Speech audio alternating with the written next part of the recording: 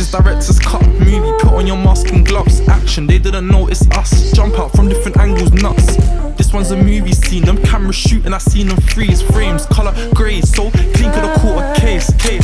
This is director's cut movie. Put on your mask and gloves. Action, they didn't notice us. Jump out from different angles, nuts. This one's a movie scene. Them cameras shooting, I seen them freeze. Frames, colour grey, so clean could have caught a case. What's going on, people? It's Flash Johnson and welcome to another episode of Director's Cut.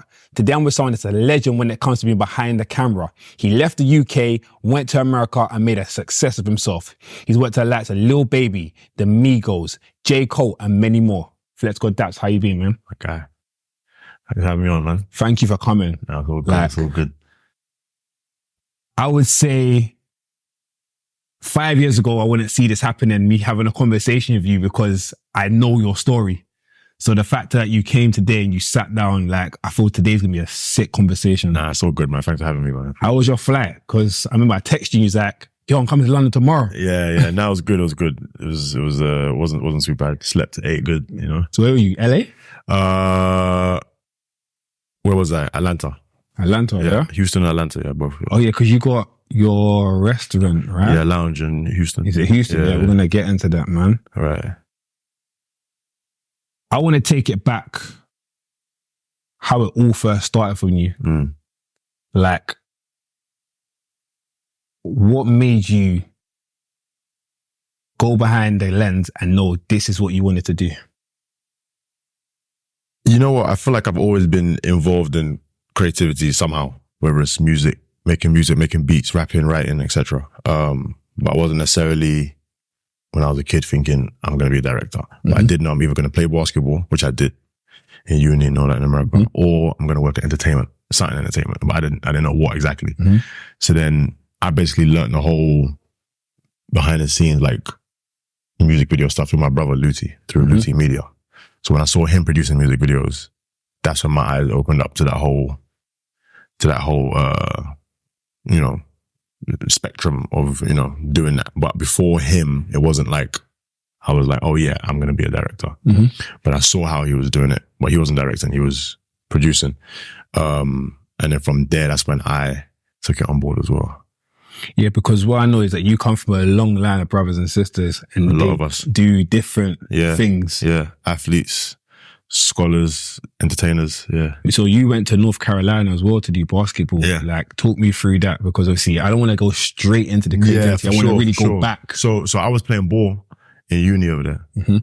But even when I was in uni, like my dorm room was like the studio. People used to come and record their mixtapes and their songs in my dorm room. So like my closet was the booth. I was there doing fake engineering.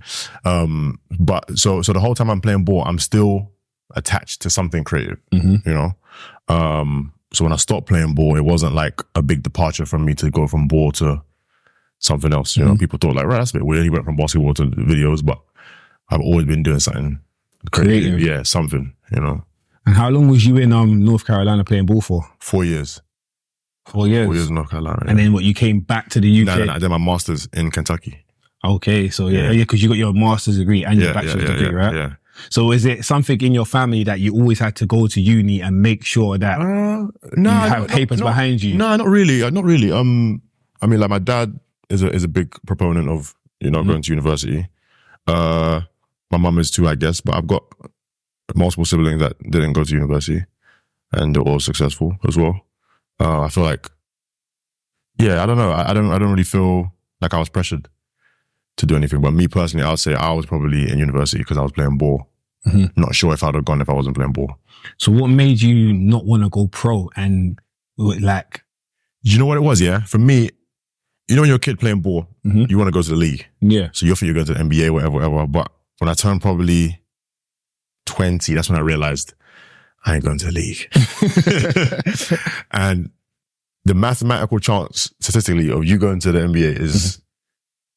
It's basically like playing lottery, basically. Yeah. You know? So I realized I'm not league bound. I didn't have interest in playing overseas. So I had a couple offers, but I didn't have any interest in playing overseas. So when you left uni, you came back to the UK? I was in New Jersey for like 7 months in my aunt's basement because I was trying to start I had a rap blog called heavyspitter.com. This is the same time I was trying to, like do the whole like SBTV, Lick Up TV format. Yeah. Going around interviewing rappers, interviewing freestyle, that kind of thing. But that didn't take off. So I was in New Jersey, so I was close to New York, innit? Yeah. So I could be around all that energy there. But then I came back into London. Was it working for you in New York or it wasn't? It definitely was not working. I was running around like a madman. Can't say on camera, but yeah, we was outside. When you was doing heavyspitters.com, Yeah. like, did you think, yeah, this is my way? This is how I'm gonna, this is the way I wanna. Yeah, I think anything creative. I've done that's like a personal venture, I always thought, this is the one. This is it. But I've tried several things that didn't work. And I think that's important to try and fail. I tell people all the time, like, you don't really learn nothing from winning. You learn everything from losing. So I don't really even look at all the losses or the shags as a bad thing. In the moment, it feels bad, but you can take something away from it. So yeah, I mean, anything I was doing, whether it was like a clothing brand or the website, the blog or whatever, when I started it, I thought, yeah, this is it. Yeah. Tell me about the story in Church Road when you was with a client of yours called Uzi. Yeah, there's a guy from Church Road called Uzi. Obviously not Lil Uzi. This is years ago, yeah, time ago. So I went there to go record a freestyle, and when I was there, they were like, "Oh, can we shoot a music video?" And I was like, I don't know. Like, how do I? Like, yeah, let's shoot a video. I got a little change for you. I called my brother, and I was like, I'm on Church Road. I'm on the block. These lot want to shoot a music video. What do I do? He's like, oh, press play on the song, then press record on the camera, and then he'll rap the whole song. And then after it's done, you cut the camera and then get a few more angles. Same thing again. He was just literally on the phone telling me, I had no idea. I'd never seen the music. This is before I'd ever done the video. I'd never been to set. I'd never been to nothing. I'd never seen a set, nothing, a big cat, nothing. I was just recording freestyle, So that was probably my first music video, I guess. And then is that still online? Can we still see that now? I have no idea. I tried to find it the other day. I couldn't find it. I actually want to see that. Couldn't find it. Tried to find his number. Tried to find it on YouTube. I don't even know what it was called, but it gave me like £120 for it. I was gassed. I was like, someone paid me money. I remember them ones. To shoot a video. £120. Yeah, I was gassed. So what year was that roughly? 2009. 2009. Yeah. So yeah, let's go then. 2010. That's when you was in America, right? No. So that thing in 2009, I was still in America, but I was back for summer holiday. Yeah? Yeah. So even though I was in America playing ball, I was come back for Christmas and summer and all that. I mean, so that was one of the breaks. Running breaks. And summer, then 2010, holiday. that's when you was in New Jersey. Yeah. So I finished my uni in 2010 and I went to New Jersey in 2010 as well. So from there, from what I've obviously I've done my research and that when you was in New Jersey and you was hustling and hustling, you got a call from your brother to do a Bashy video. Yeah. Like, when you got that call to produce that video, was you kind of nervous to actually produce the video? Yeah. I didn't know what it was. I've never been on set. So it was just like, imagine someone telling you now, calling and saying, oh, go to the dentist office and take someone's tooth out. You have no idea. Like, yeah. It was like that. It was like, I have no idea what I'm doing. I don't know any terminology. I don't know any personnel. I don't know what a DP is, a runner is, a PA, crafty, so nothing. I don't know anything. Nothing. So yeah, it was very random. How did that shape you as a producer at the time then? It was a mess, man. It was a mess. It didn't shape me. It didn't shape you then? Yeah, it might have put me off. Because I didn't know anything about production coordinator, PM, PA. I did everything myself. But then the director, Rage, he helped me out. So he helped me produce it as well. Yeah, that was a super deep end. I don't know what was going on. They didn't shape me for nothing. That shit was so when you left that shoot, was you just like, yeah, forget this? Yeah, I mean, I don't recall what I was feeling. It was a little while ago now, but I don't recall being like, happy. Yeah, this is my stuff. I want to do this. I don't recall it, but it wasn't like off-putting either. It was just like a lot. It was a lot. A lot of people don't know is that you was actually an artist before you was a director. Yeah, for sure. You actually shooting your own videos has kind of gave you that push. be in the position you was? Yeah. So initially, when I was here, I feel like people don't realize how much the UK scene has shifted from like the last 10, 12 years. It's crazy. Yeah. So back then, I couldn't even beg for a job, to direct a job. But I can't sit here and blame anybody, because I feel like in any visual jump, whether it's music videos, commercials, TV and film, the hardest part about doing a job is getting the job. Yes. 100%. And there's this, I don't know what it is, but how do you prove you can do the job without having a job? It's like some weird catch-22. And when you're first starting out in music videos, or you're first starting out in commercials, or you're first starting out in TV and film, the same problems that I went through in music videos is the same problems I'm going through now. So it in doesn't TV change. and film. I know I can do the job, but how do I convince you to give me 10 million to do this thing? Why? And then when you can go and choose him or her that has experience. 3, 4, 5, 10 years of showreel, I have 0. So that first job is like so weird to get, man. So yeah, back then I wasn't getting no jobs. So I thought, you know what, let me just do my own stuff for myself. And do you feel like you taught yourself a lot when doing that? Yeah, I guess so. Not necessarily like I learned something crazy directing wise, but I guess I just learned about just balancing stuff and juggling, because I'm the director and the artist. Then I'm overseeing the edit. Then I'm overseeing the color grade. You know what I mean? So just have my hands in a few pots. The good thing about you is obviously you had Luti Media at early stages, so you was exposed to a lot of stuff that a lot of directors now have to hustle and bustle to. Crazy exposed. I was just on a podcast the other day. It was like a sports podcast. I was telling them that Luti Media is like real life film university. It's like, that's like film school. A lot of people have come to Luti Media, whether it's 6 months, 2 years, 1 year, whatever. A lot of people have gone through that Luti Media school and picked up a lot of game, you know? Because he took you to LA to do a Snoop Dogg and the Band video. Yeah, my guy was directing it. Yeah, your guy was directing it. So, but I was in New Jersey already. So he just said, do I want to come out and work on set? Yeah, I'll say that was one of the pivotal moments. What would you say is like some of the most pivotal moments in your career before you actually was FlexGod Daps? I'll say that the Band Snoop video was one. I'm going to say there's another video that Rage did. You know who Rage is? No. Rage is a prolific I've probably seen his work. director. You have? Definitely seen his work. Soldier Boy cracked that. Yeah, okay, cool. Nicki Minaj, 5-star chick. Yeah, come on. Yeah, he's done hundreds on rock and rap videos. So, I'll say another, that video Rage did for this guy named Mohombi, featuring Akon. Okay. I was there as well. So, this is like me going from, I hadn't been on many sets at all. So the first few sets I've seen, of course I did like stuff with Boujee, did a few things for myself, whatever. But like my first time ever seeing like production was on a level of that. So I saw the Band Snoop, I saw Hombi and Akon. And I would say that was probably the reason why I stayed patient and didn't go a certain route. Yeah, because you could have went to the route of getting your Canon and hitting the strip. Yeah, and the only reason why I didn't get a Canon is because I couldn't afford it. And I'm glad I couldn't afford it. It's mad how it works, isn't it? I'm so thankful that I could not afford it. Because you got that £120 for that video, and you said, you know what? You could have said, you know what? All right, cool. I've got some experience. Let me go get my camera, be a videographer. Yeah. No, there was a time where I wanted to be. Like, I really wanted to be. Because in my head, I thought, okay, get a 5D or 7D, shoot 3-4 videos a week, 2K a video. You're doing the calculation. I'm doing the math. I'm doing, right, okay. A bag, 2 bag of video, boom, times 4, 8. But you can make 20. I'm thinking, wow, I can make 10, 20 bags in a month in my head. Yeah. We've all been there. Right. But I just couldn't afford the camera at the time. Thank God.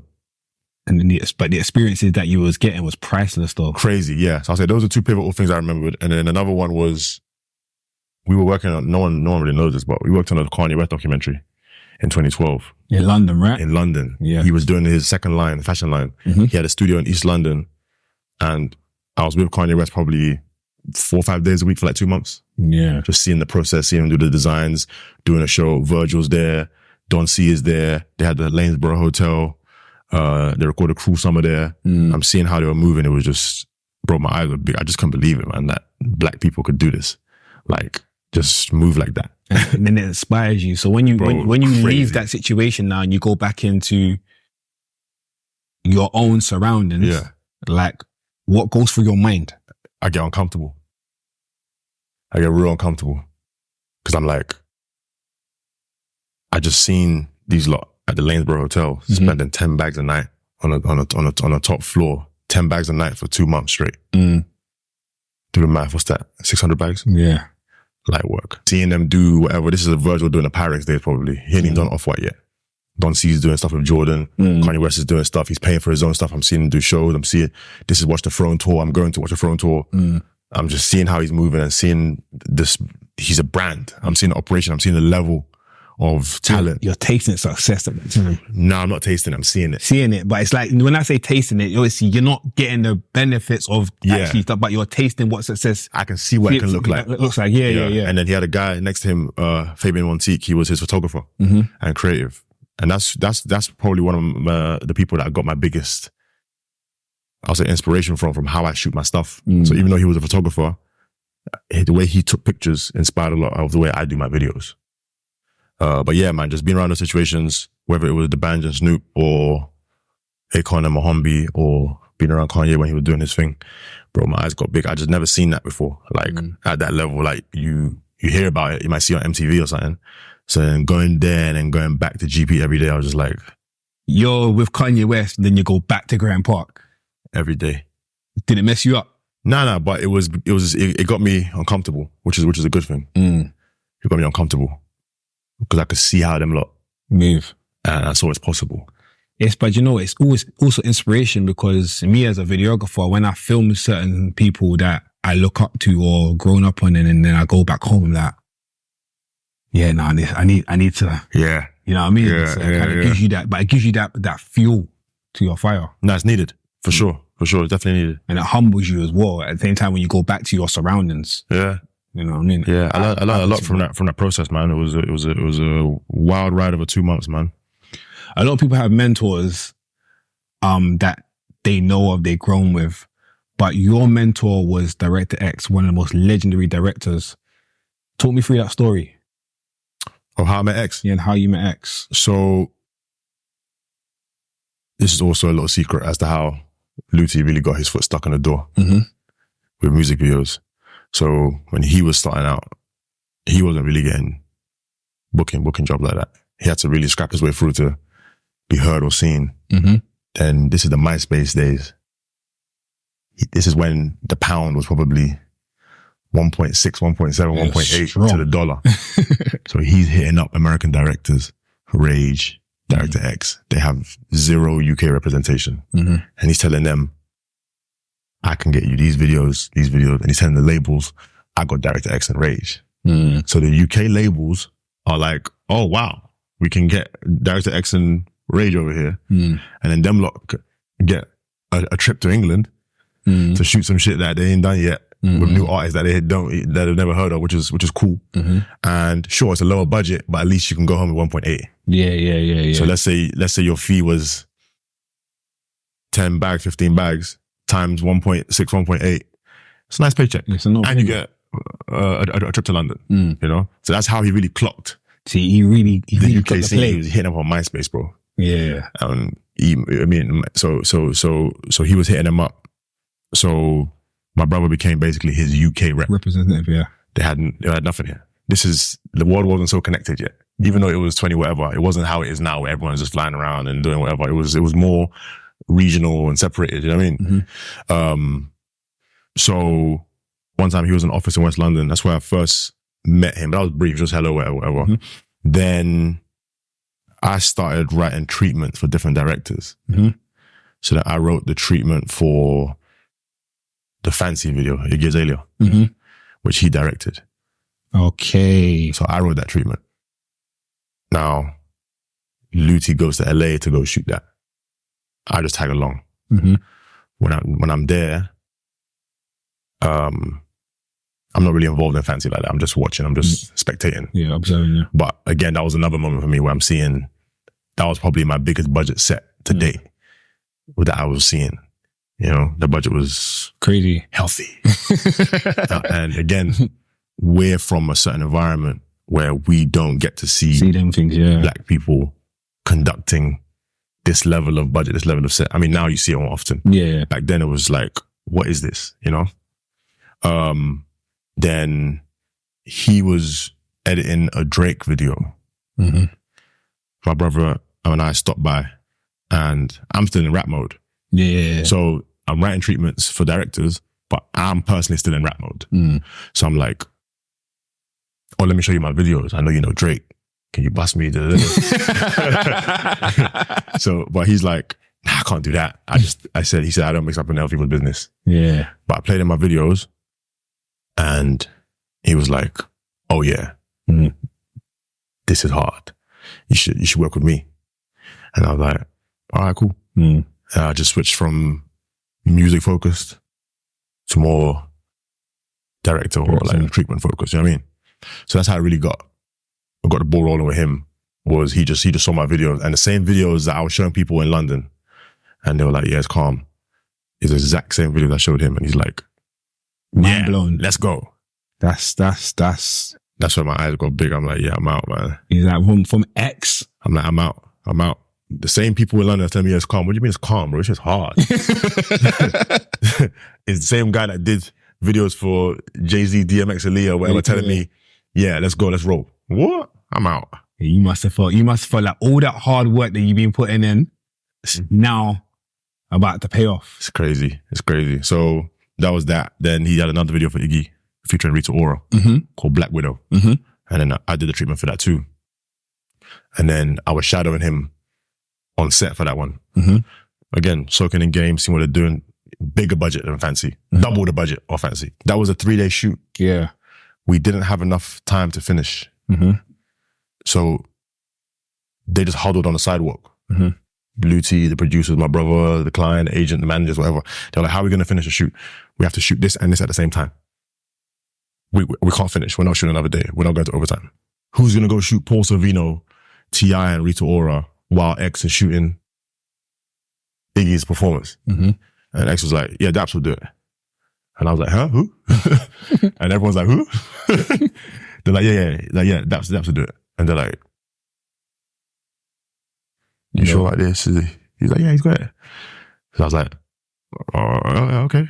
Another point in your career where you put in something that you... Another deep end. Yeah. Thrown in the deep end. Yeah. Mind you, up to this point, I had done 3 or 4 videos for myself.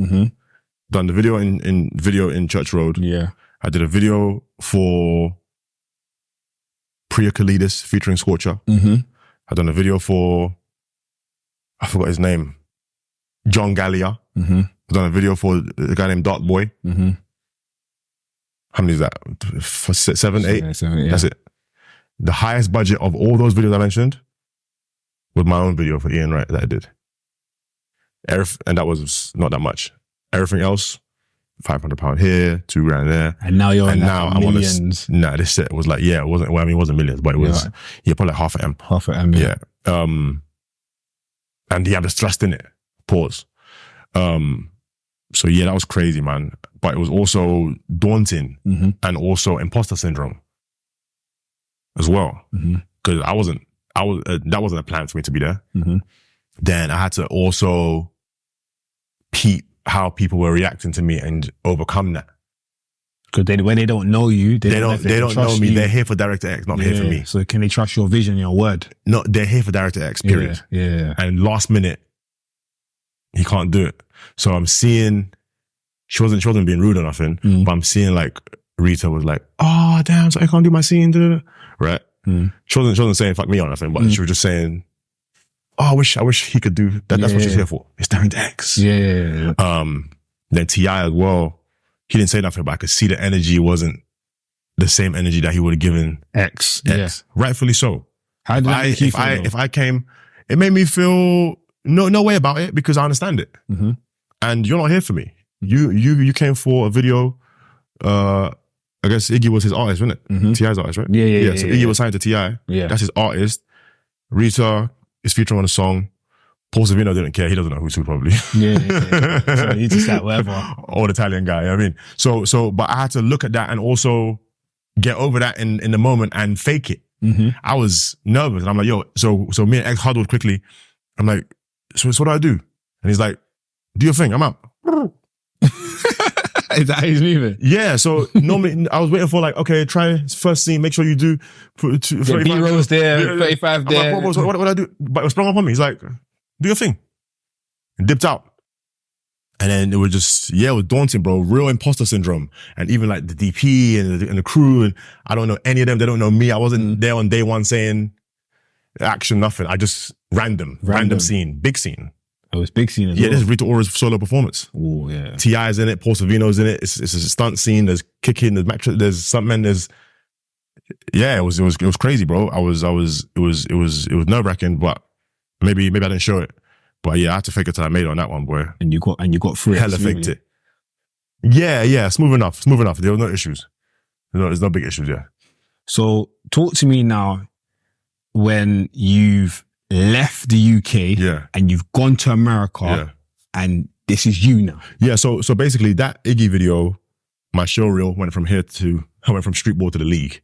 I didn't go to high school, I didn't go to college. I went from street ball to the NBA. Yeah. So my show reel was finally Daps, Iggy Azalea. So now it's a bit easier for me to get into certain rooms. I'm still not flourishing, but I think the videos I've done so far impressed Director X. That enabled me to, luckily, stars aligned to do that B unit for the Iggy video.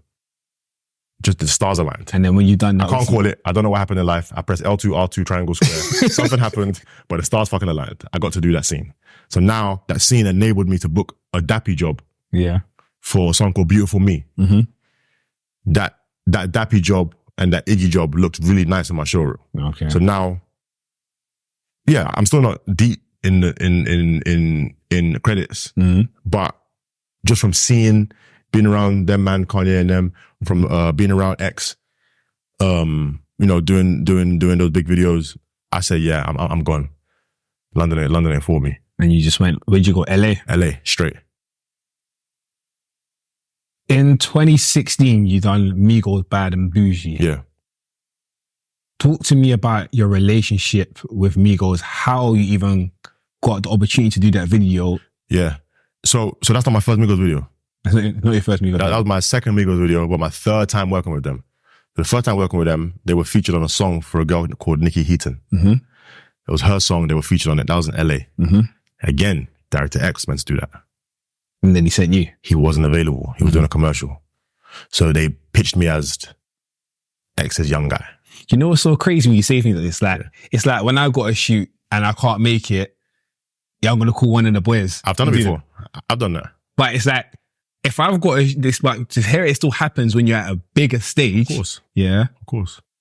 It's not mind-blowing. It's like, well, there's a shoot for 40, 50 grand. I can't make it, but I'm going to send my young boy. Yeah. Where it's like, when you're doing when you're doing a videographer, there's a shoot for 4 or 5 bills, 7 bills a grand. You do that for me, we cut bread. Yeah, I mean, it wasn't 40, 50, but yeah. Well, you know what I mean? But I'm just saying, just like random numbers. I'm not trying to look into people's pockets, but you know what I mean? It was more than that, but it was my first time, again, solo, doing that level budget. I jumped from, that was my first solo video of that kind of budget. Nikki Heaton and Migos for Capitol Records. So on set, I was speaking to them with Vibe and whatever. I said, yo, you lot, we should work together on your next thing. They're like, yeah, for sure, whatever. But everyone says that. Yeah. Then that was probably 2016 springish. Yeah, or late, maybe like early spring. Then I was in London in June. They were in Spain. They had a show in Spain, then a show in London after. And that's why I just DM Takeoff. But I DM'd them on some social tip, like, I think I want to go to the show or something. Yeah. I just DM'd him, yo, he's saying da-da-da. He's like, oh yeah, you know what, let's shoot a video. Here's a number to the manager. He's going to call you, whatever. And then we shot Cocoon. Oh yeah, you in Watford. Cocoon, yeah. Oh, yes. So they did that on the same, they landed, I think they did it either same day or next day they landed, but they did it same day as their show. We had to shoot Cocoon in Watford. They had to go to their show. Yes, I remember that video. Yeah. So again, that was, P and Coach. I never even met them before. So these times, this is pre-Bad and Boujee. This is pre-Culture. Yeah. This is 300 Entertainment. Yeah, this is 300 Entertainment. It's not Capitol Records yet. This is not the big budget Migos. This is not Superstar Migos. So the budget wasn't like that. But it was still... They really at the time, Versace. it was... They done Versace by then, innit? Yeah, they done Versace. Yeah. To me, they were like street stars. They had hits. They had hits, yeah. They had Versace, Handsome and Wealthy, Look at My Dab, Fight Night. They got a solid catalogue of, but they weren't pop hits. They were street hits, club hits. But still, yeah. So I think either P or Coach called me, and they were like, "Yo, so what's the budget?" And I was like, "It's da-da-da-da."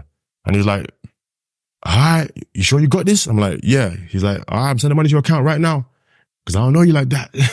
I'm saying what? I was like, nah, you're good, I'm good. He's like, all right, cool. Send the money. Boom. Did Cocoon. And then, yeah, it went off, man. Cocoon's got a lot of views right now. People probably like 100 million views. That was what? June, July. September. I'm back in LA. They're in ATL. The manager, Rel, called me. He's like, yeah, you busy? I'm like, nah, like, what? You want to shoot this video called Bad and Boujee featuring this guy named Uzi? I'm like, oh, I mean, I never heard of him, but yeah. Like, I ain't busy. And then they're like, yeah, cool. And then that's it. Went to ATL. So the day that Bad and Boujee drops, talk me through your day, because the day it dropped, you mean like the video dropped? Video dropped. I don't recall the video when it dropped. I don't recall. I recall T-shirt clearly. Like clearly. Because it's such a hit. Bad and Boujee is such a hit. I don't recall the day it dropped, bro. Bad and Boujee, for some reason, even though it was crazy, wild, viral, and it was my most viewed video ever. It's probably like 1.2 right now, 1.3 billion. I don't recall the day it dropped, because it had a life of its own. It was weird. It was so viral. Yeah, it was weird, man. It was crazy viral. It was memes. It was what was that thing before TikTok called? The 6-second one. Vines. Yeah, it was memes, it was Vines, it was YouTubes, it was Instagram. Bro, it was just a whole thing, but I don't recall the actual day it dropped. But I just know it didn't stop though. It was just a hurricane of Bad and Boujee. Everything. Did you then get like labels calling you saying, not yet. we want what you did for them? Yeah, I don't recall if it was Bad and Boujee dropped September or October 2016. I don't recall the rest of 2016. I'm getting hit up like that. Then we shot T-shirt in December 16. It dropped January 16. That's when everything changed. That's when my life changed. In what perspective, for the people that don't know? So in January, beginning of January, first week of January, Donald Glover won a Golden Globe Award for Atlanta, the TV show. He goes on stage. Bad and Boujee, the song, is #2 on the charts. It's crazy. Viral. He goes on stage during his speech and said, whoever, thank you, so-and-so, so-and-so, so-and-so. Oh, and by the way, Bad and Boujee is the best song ever. For no reason. L2, triangle, square, R1, do right joystick. I don't know what's going on. I don't know what's going on. But I must have good karma or some shit, because I don't know what's going on. I'm like, why would he say that? That's amazing. Next day, #1. It went up 500% streams. Next day, it goes #1. But not like creep #1. It goes bully #1. Like, before he said that, it was going to go #1 anyway. But it's going to go #1 on a humble. On a humble one. So he said that. It went up. It went. It's now extra pop viral. It was already crazy before he said it. It's now even crazier. Donald Glover's first Golden Globe, whatever, big moment. You know what I mean? It introduced it to a whole new audience, the Golden Globe type audience. You know what I mean? Then T-shirt dropped a few days later. Oh, so the timing was just perfect. When the label dropped T-shirt, they did not release the audio. They only released the video. That means if you wanted to hear the song, you had to watch the video. You can't listen to the song anywhere without watching the video. As a director, you must have been feeling so sweet. Here's the thing. We shot the video in Lake Tahoe in California. I missed out on a crazy scene. I was supposed to have these dog sleds and they were riding through the mountains. I missed out on that. How? Time. It was a one-day shoot. Yeah. I need like 2 days to do that shoot. Yeah. But again, stars aligned for me on a few things. Crazy stories, but it's just, for me to even do that shoot, bro, the stars aligned. Mind you, this is not Capitol Records yet. This is not big budget. We're running around, no security, just, You know, even Bad and Boujee, everyone was, everyone's holding. You know what I mean? This wasn't pop star Migos yet. So even in T-shirt, we're in the mountains. I remember Offset read the treatment right there in the hotel. We were staying in Reno, Nevada, which is like a 40-minute drive to Lake Tahoe. He read the treatment when we're about to leave the hotel to go to set. And then he's reading it and he goes, the genuine worry. He's like, you're going to have takeoff on a snowmobile. He goes, you can't do that. I'm like, what? He goes, this nigga can't do anything but rap. He can't play ball. He can't do He said, all he can do is rap. That's it. He was like genuinely worried. Like, you're going to have this guy on a snowmobile. Nah. All he can do is he's a professional rapper. So funny, man. But yeah, when it dropped, when I was doing the edit, I was really feeling like that, man. I was thinking about the scenes that I missed out on. I thought the video became draggy a little bit because I missed out on the scene. You know, when you're in the edit, you're looking at all the errors. All the errors, yeah. And if you're inside, you can all you see is the mistakes. But I guess from the fans' perspective, they just see the output. So I'm not editing it, but I'm overseeing the edit, and I'm like, it's cool, but it's not. It's not that though. And then 300 called me, and they were like, "Oh yeah, put our name at the start of the video." I was like, "What?" And a label had never told me put our name at the start of the video. Why would they do that? And then P called me and said, "Oh yeah, put QC as well on the start of the video." I said, "What's going on? Is this thing banging or something?" I'm thinking, why is everyone calling me telling me to put the name on the video? It was weird. I'm like, is this thing hot like that? I thought it was all right. Yeah, boy, was I wrong. Yeah, it's hot. And that was probably just, was at the start of when labels. Yeah, so now you have to remember, this is 2017, yeah? I'm not saying it didn't happen, but I don't recall non-rap publications really, really writing about rap videos like that back then. You have to remember, this new swing tide of black culture getting into the pop world in a certain way is the Rihanna's doing Fenty. It's the Virgil Abloh's doing Off-White. It's the streetwear becoming high-end wear. They didn't allow us wearing hoodies and Novikov before. Now they do. This is all part of that Rihanna, Virgil swing it's the whole change of the culture getting into the higher echelons. Yes. So back then, Noisy, Vogue, Rolling Stone, I don't recall them really. I'm sure they mentioned it and they did stuff here and there, but they weren't really writing about it. But when T-shirt dropped, someone hacked IMDb. It was a frenzy. I've never seen anything like it. Someone hacked IMDb and said, I directed The Revenant. Noisy said, this deserves an Oscar. They weren't doing like, yeah, cool. They were gassing it so much. They said, this deserves an Oscar, a music video. Rolling Stone wrote about it. Vogue talking about the outfit. I'm like, bro, viral. It's crazy because sometimes the videos that you don't feel are your best work actually becomes the most iconic. And I feel that's happened to me. It's happened to a lot of directors. Like, yeah, it's cool, but that's the one everyone wants. Yeah. Well, even Bad and Boujee, that was a headache. That was the worst shoot. That was one of the worst shoots of my life. That was one of the worst shoots of my life. So what? Just orchestrating it? It's just tough, man. It was just production headaches, shegs, the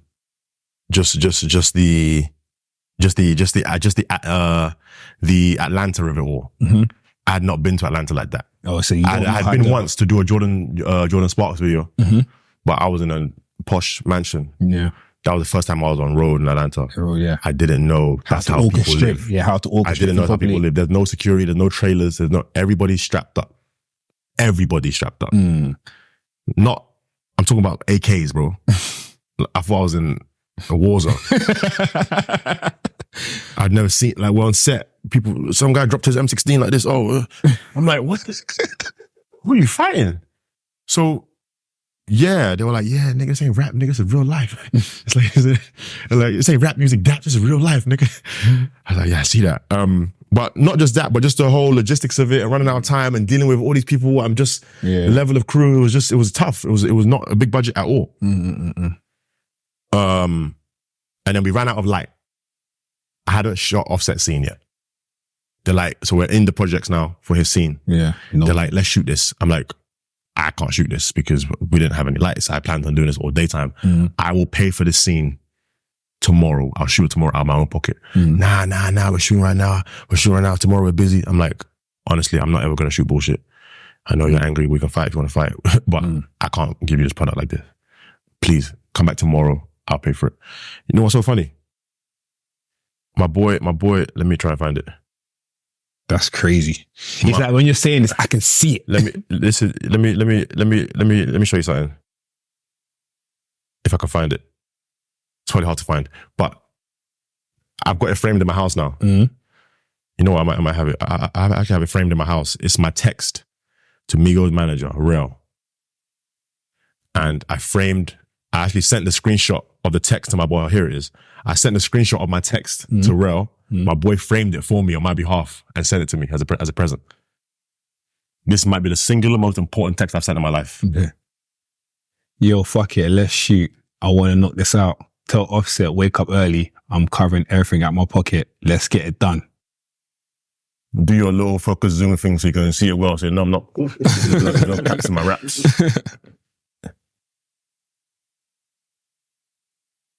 This might be the singular most important text I've ever sent in my life. So what did it do for you?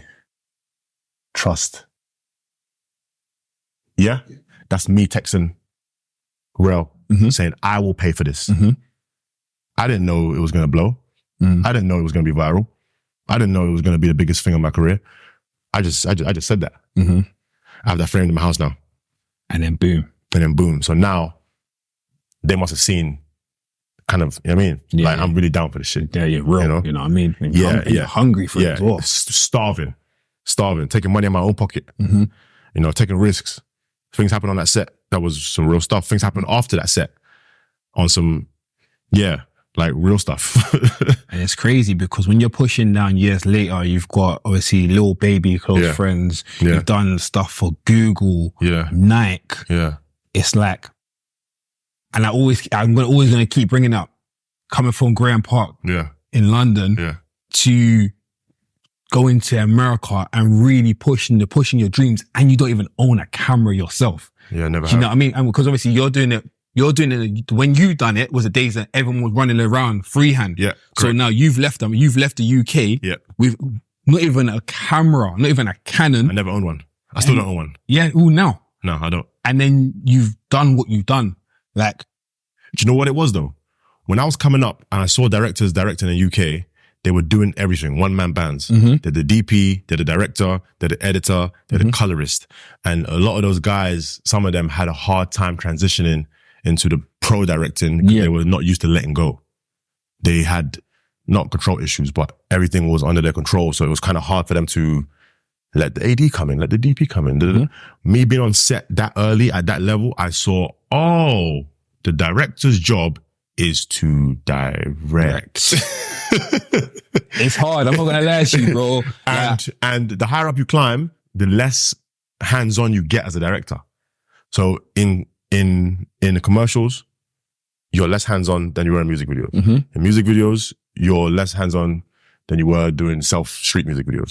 In TV and film, you're less hands-on.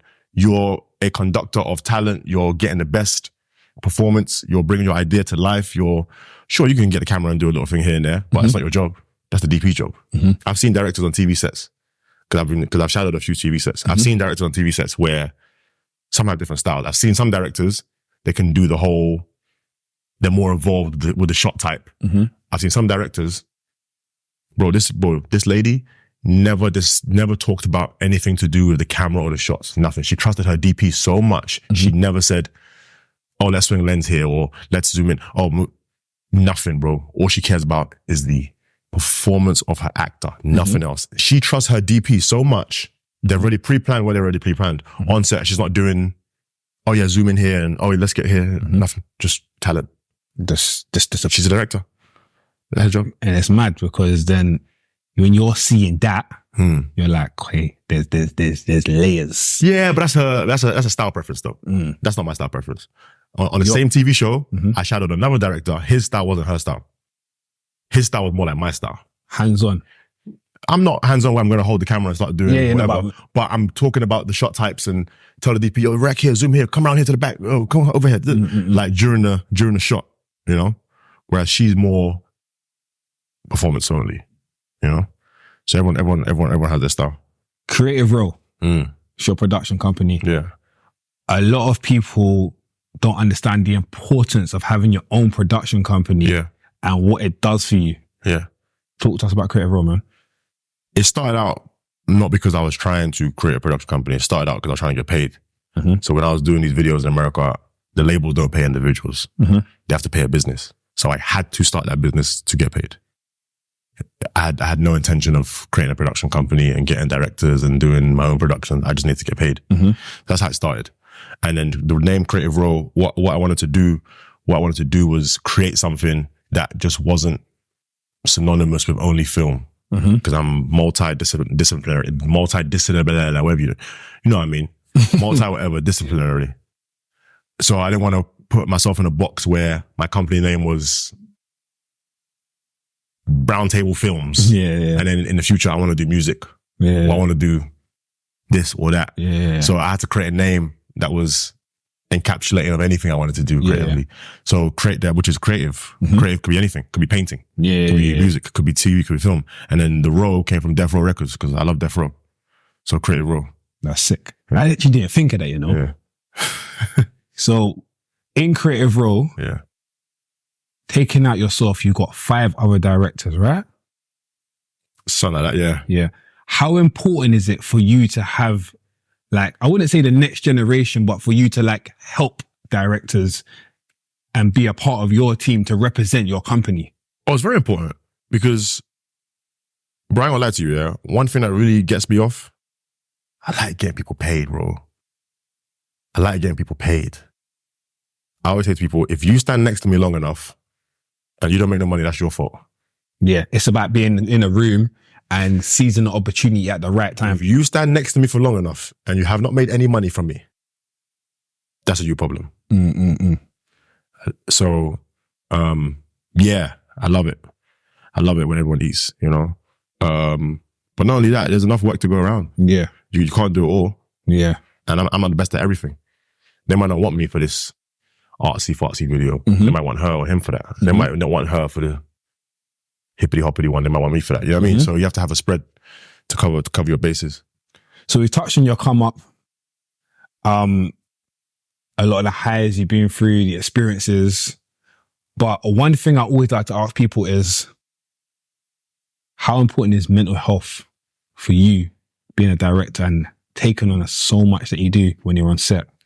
Like, how do you keep your mental health sane? Yeah. You know what? I feel like in general, I've always been a happy person. I don't recall moments of my life where I had elongated periods of sadness. I don't recall ever being depressed.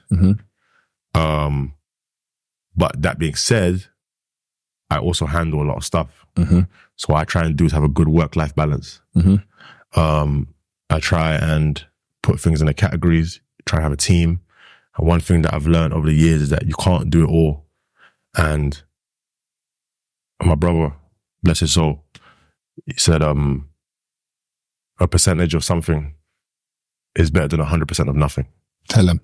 A percent of something is bigger than 100% of nothing. And I think when you're first coming up, it's like you always want the lion's share of everything. It's mine, it's my baby, it's my creation, it's mine, mine. Bro, do you, if I didn't ask you this question, what percent of Apple do you think Steve Jobs owned when he died? If I didn't ask you this question, if you just had to guess. I would have said, if we didn't say what you just said, I would have said 100%, but just taking off what you just said about what your brother said, I'd say probably on that 25%. What would you say? Probably only 1 or 2%. What would you say? So is that the question again? What percent of Apple does Steve Jobs own? About 5% probably. I feel like 10 or 11%. Like that. Yeah, because of all the shares. I think it's even less than that now. Well, maybe now, but I think when he died, maybe. Bro, this guy was up billions and he owned a 10th or less of the company. What that teaches you is let go. So to answer your question about mental health, how I help my mental health is by trying not to do too much. And now I'm in a stage of my life where I will take less money, just give me less work. It's okay. You guys go eat. I'd rather take less money and give me my time. And have you time. Bro, my time is paramount. I can't get it back, bro. The biggest success for me, everyone has their own version of success. Mm-hmm. My version of success, I do what the fuck I want to do. I do what I want to do when I want to do it. And that makes me happy. Me doing what I want to do makes me happy. Knowing you can work when you want to work. It makes me happy. And thank God my work also is my hobby. Mm-hmm. Thank God that my job just happens to be a cool job. And I can say no.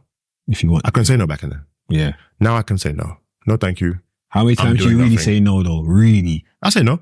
All the time. I was up for a movie one time. Mm-hmm. They wanted me to do a movie in India. Mm-hmm. Was it in India or was it an Indian movie in America? Either way. The budget's like 25M. I'm good. 25Ms. Not that I would have made that. Yeah, obviously you get your directors fee in production. No, I'm good. Production gets cost, whatever. But it wasn't wavy. Yeah, it wasn't Daps. It wasn't for you. It wasn't wavy. Mm. But because of everything else I had got going on, I had the ability to say, no, thank you. I'll put the wave over the money. Because sometimes you always can't put everything onto your brand if you don't believe in it too. I don't believe in it. Or I didn't believe in it. Yeah. Bro, money comes, money goes, bro. The wave is forever. Yeah. Well, oh God, no one's going to be like, oh, how much did you mash off that movie? Yeah. But they're going to go on YouTube, IMDb and be like, yeah, that shit was hard. Yeah. You know what I mean? So, and I feel like, yeah, you need to, branding is everything. Branding gives you longevity. Mm-hmm. I've taken a lot of hits, bro. And another thing is pride as well. Pride, letting go of your pride and thinking about the brand is paramount. I've had so many situations where I could have been prideful in this industry. Someone shagged me. Someone done me over. Someone did me wrong. Someone stole from me. I could have done the prideful thing and scratched that itch. Mm. And if I had done that, it would have lost me countless opportunities. You see when you're talking about pride, yeah? Being a creative. Now let's take it back. We're going to go back quickly, yeah? Mm. Some people feel like it's hard to get a normal 9 to 5, yeah? Because they're a creative. I'm this director. I'm this photographer. I can't get a job.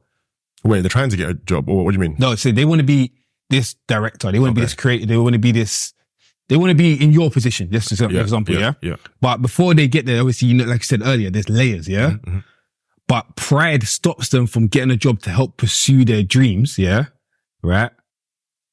And actually doing that so they can fund themselves. And some people put themselves in a hole. And I feel like pride can actually either break you or make you. Bro, pride comes before the fall. This is not a new quote. They've been saying this for hundreds of years, bro. Pride comes before the fall. There was a point where I was looking for jobs on Gumtree, night jobs. I want to go stack warehouses, boxes in the warehouse. Mm-hmm. I thought, I'm going to take a night job so I can still do my thing in the daytime. So I was okay with doing that. I didn't do the job in the end, but I was okay to do it. You can't be too prideful. Ego and pride is the death of a lot of men. Because I feel like we've all been there, like, nah, I'm not going to get a job. Nah, I'm not going to do that. You know what? Like, I've been that. I haven't been like that. Like, to my friends, I can't get a job. You know who I am? And then it gets to that point in life which you're like, you know what? I can't. Why was I even thinking like that? Nah. Bro, I'll do jobs right now. I want to do jobs. I think it's a great experience. Bro, one of my fantasies is to do random jobs for like a week and then move to another job. Like, you're going to learn a lot. Mm. So, bro, retail, sales, all transferable skills into a lot of industries. So, and not only that, the people you're meeting, the networking, the experience, there's nothing wrong with having a job. In fact, I implore it.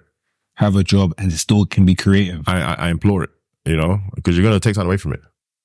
No, it's important. No, for sure. It's very important. And I think people have this notion that, I don't know, people look down on 9 to 5 people, or there's like a negative connotation of being 9 to 5. Because 9 to 5 is beautiful. I'm an entrepreneur, I'm a boss, I make my own money, I wake up when I want, but there's nothing wrong with getting a 9 to 5 and still being creative. Bro, most entrepreneurs aren't going to make it, number one. Number 2, you're not working 9 to 5, you're working 7 to 7. Number 3, you ain't got no benefits. You have no insurance. You ain't got no safety net. If you don't kill, you don't eat. Now, I can't lie to you. The don't kill, don't eat, it kind of excites me. But if it goes wrong, it goes horribly wrong. So I don't know why people always talk down or have this connotation of 9 to 5 is some bad thing. It's having that security it's nice, man. Like, it's not for everyone, entrepreneurship. And entrepreneurship is not better or worse. There's people that's entrepreneurs earning 40 bags slaving away. And there's people 9 to 5 that's the director of a company earning millions. You know what I mean? Before we wrap up, I want to ask you a question that I always ask people. What advice would you give to your younger self?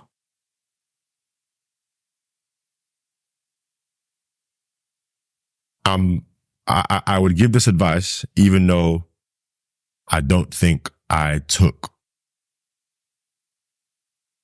big L's from it, or I don't think it affected me like that. It's strictly business. I wasn't expecting that one, you know, bro. It's strictly business. Nobody cares about you as much as you think they do. Wow. When you're, I can't lie, I've got shivers because that one got me. Because I asked this question in every episode and everyone's giving me their version. But that one there, I wasn't expecting that. Bro, it's rarely personal. You're going to get shagged. You're going to get snaked. You're going to get looked over. You're going to hear more no's than you hear yeses. They're going to get the job over you. They're going to choose that person over you. Is it because I'm black? Is it because I'm white? Is it because I'm... Bro, it's strictly business. Don't get caught up.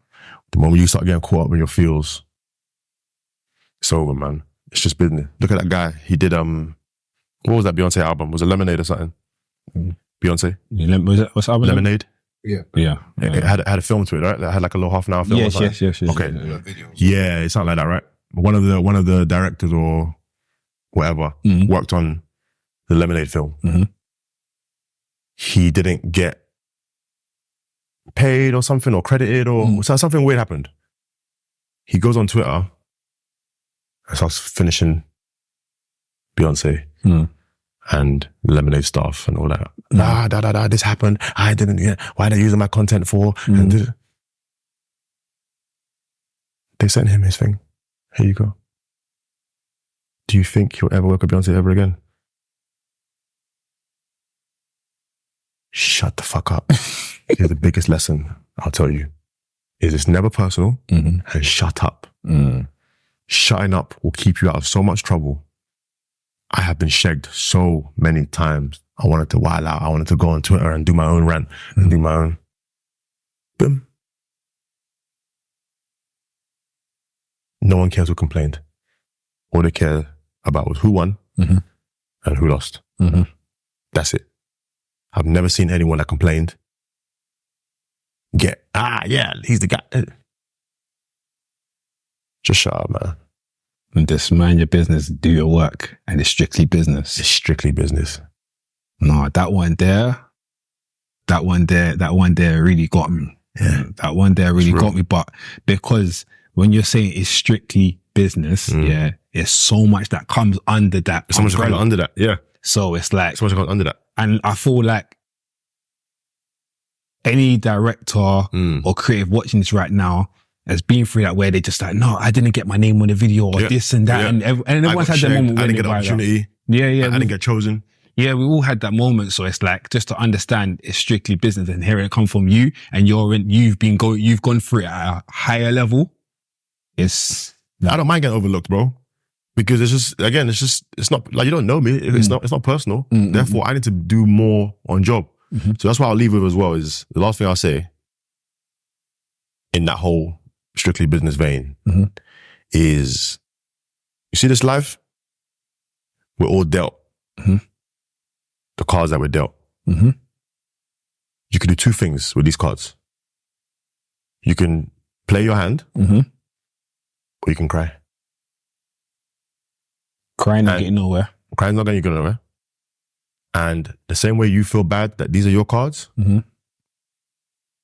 I could be looking at the guy who was born in silver spoon in his mouth. Those are his cards. There's a kid right now in third world somewhere with flies on his face. Those are his cards. These are our cards. What are you going to do about it? Deal with them in the right way. That's it. There's nothing else to do. Sure, but life's not fair. I didn't say life was fair, but it is what it is. Yeah. It's not fair. But you either deal with it and try to make the best of your circumstances with your cards. Just going to say that. And I was saying this on a different show as well, was the biggest moments of your life, the most important moments in your life, your biggest come-ups will come from your lowest points. So all those shags you're going through, like I said, bro, nothing really comes from winning. You learn everything from losses. So sometimes you have to be rock bottom or you're flat on your face. They say that necessity is the birth child of ingenuity. Like, if you have to do something, that's the mother child of invention or ingenuity. But if you don't have to do it, you might get too comfy. Yeah. Comfortability as well is sometimes the worst thing. Yeah, I don't like it when I'm too comfortable. Comfortability sometimes, I feel like comfortability sometimes is like the cousin of evil. Like, yeah. So that's what I'll say, man. You know, so everyone out there, it's a long road. It's not even. It's not fair, but it is what it is. You know, so you have to find your way, especially in this day where everyone's a creative, everyone's a content creator, I see even teachers in school doing content, filming people's kids and shit. Yeah, TikTok. Can't believe my eyes. Everyone's a content creator. So now you have to do extra work and be extra original or find your path, do extra networking, whatever it is, find your USP, unique selling point. And perseverance, man, consistency, but just be in the right room. You know, they say luck is preparation means timing. If you work hard and you're prepared enough and you put yourself in enough situations, you somehow get lucky. But having a good attitude. And one thing I learned about, and see the difference between people in UK and America. Out here, I feel like we're a little bit pessimistic. It's dreary, it's sad, it's grey, it's cold, it's wet. Woe is me. Crabs in a bucket mentality. Everyone always talks shit online. Everyone's quite negative here to me. Bro, to me, that's just blocking your blessings. Everyone here is too concerned of being a big friend. I'm not going to go and say hello to him. I'm not a big friend. Listen, but you're blocking your blessing. You saying hello to him, sharing that networking or was that big friend? Do you know how I got the J. Cole and Bia video? How did you get J. Cole and Bia video? Because I was in a Drake party and I saw Bia. I said, "What's up? How you doing?" I didn't know who she was. I'm like, "Am I a big friend?" Well, shit, I got a J. Cole video out of it. Just talking, just being a friendly person. Yeah. Bro, do you know how much stuff I've got in my life from just being a friendly person? Whether it's upgrading the suite in the hotel, whether it's this or that, you can't be too stiff, man. London always doing man.